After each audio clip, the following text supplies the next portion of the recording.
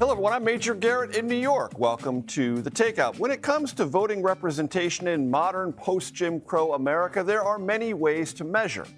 Access at the voting booth is one. Numerical representation in Congress is another. The landmark 1965 Voting Rights Act addressed both head-on. Section 2 of that act, which the Supreme Court eroded today, intentionally attempted to increase minority representation nationwide in Congress by allowing for the drawing of so-called majority-minority districts, even if the drawing of those district lines were unusual in geographic ways so as to knit together minority voting blocks. Now, in 1980, the Supreme Court restrained the interpretation of that act by saying Section 2 only prohibited district lines that prevented minority representation on purpose.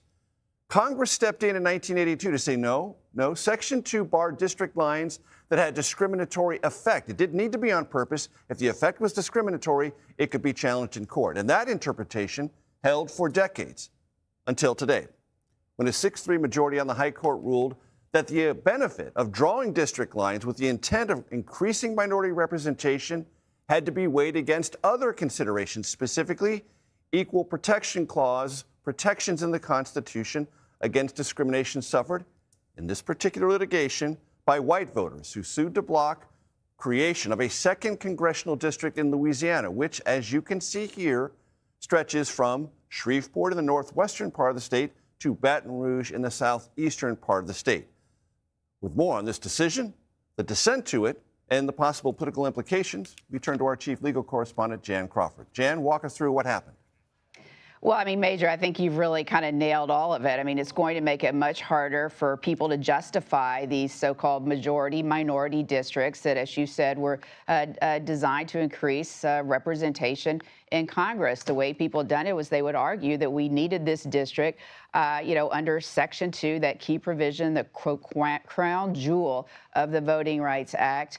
And so, therefore, you could consider race when you were drawing it and do those kind of long lines like you just showed. But today, the court in that 6-3 decision said that looking to that section in the Voting Rights Act could not justify violating the Constitution, and that, only intentional discrimination would really kind of justify focusing on race when you're drawing up these districts. Now, Justice Alito, who wrote this decision for the court's conservatives, a 6-3 ruling, as you said, spoke of kind of the vast social change that's happened across the country, and particularly in the Deep South, where most of these districts have been drawn, as he suggested that now going forward, that discrimination, before you can use race and look at race and really any government action, needs to be intentional present-day discrimination. But like you said, a very sharp dissent from the liberals led by Justice Elena Kagan.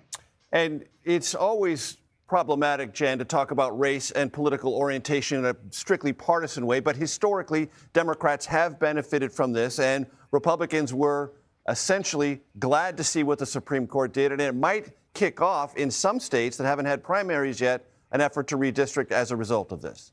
Absolutely. And there's no question that Democrats have been the big winner of this kind of majority-minority districting. It's a way that they could get a seat or two in some of these deep South states that are, those kind of dark red states, as we've seen, whether it's Louisiana, Alabama, Mississippi.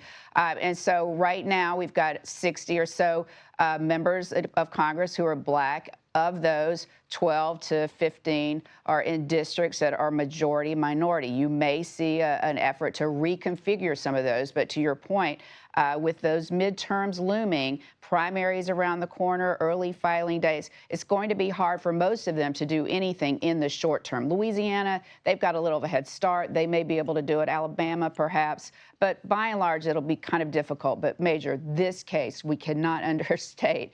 It's not the short term. The midterms, yes, important. But this case will affect redistricting and how states can draw those lines for decades to come, or years to come. Who knows? Until the next Supreme Court comes in and potentially changes it. Jan Crawford, as always, thank you so much.